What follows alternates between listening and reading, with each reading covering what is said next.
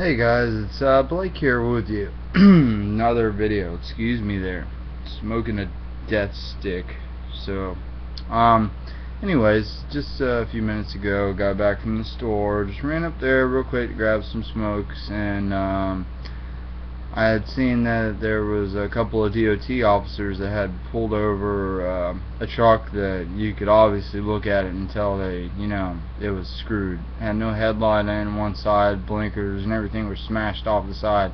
Just a beat up truck. And surely enough, this kid that I know was driving it, and he was driving it for the business. So, they got done doing their business, and the officer came up to me and started asking about my tattoos, and I was like, since you had a couple questions for me, I asked you a couple of questions, and I asked the officer, what sidearm he carries in Florida, and I noticed that, obviously looking at his belt, he was holding a 4th generation Glock.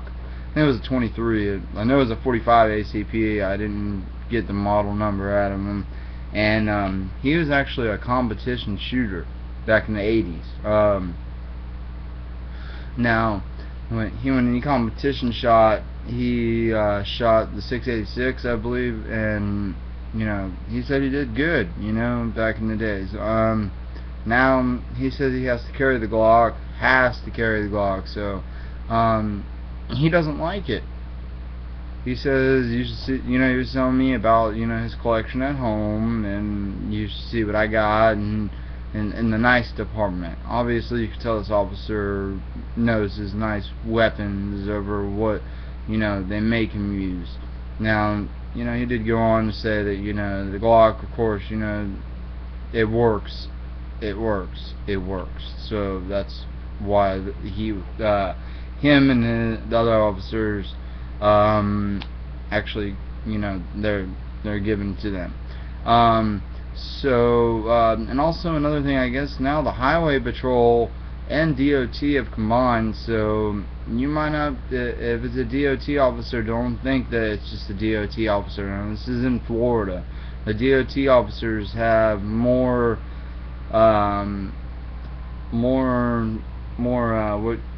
how can I word this? More say so over certain situations when it comes to traffic and crimes on the interstate, and just in whatever county they're in, and they pull you over.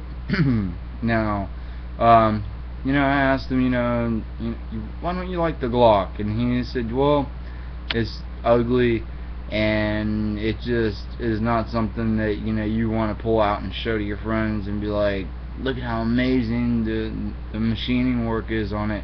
And he went into he's a big Kimber guy, and I told him, Kimbers are beautiful, which I've said before.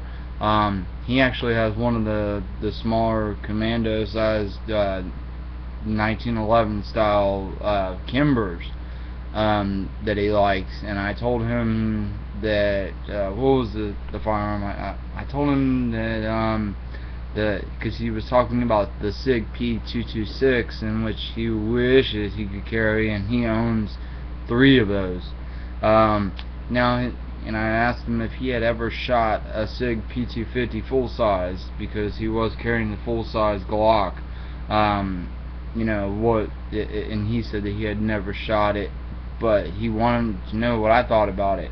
And my buddy having one and shot one, I've shot one, and my impressions of it is an awesome gun. And I told him, go feel one out at the gun shop the next time you're up in there, and if you can find a full size, or even whatever size, they're like glass, when you rack them, you can just feel the quality. SIG really makes their good quality guns. But that was my experience today with law enforcement. I really had a nice little chat with him. It wasn't nothing. He's a cool guy. Shook my hand and everything. Said stay out of trouble. Fucking, is just a good guy. So I'll leave it at that, and thank you, and make sure you subscribe. If you have any questions, please go ahead and send me a message, and I'll get back to you as soon as I can. Have a good one.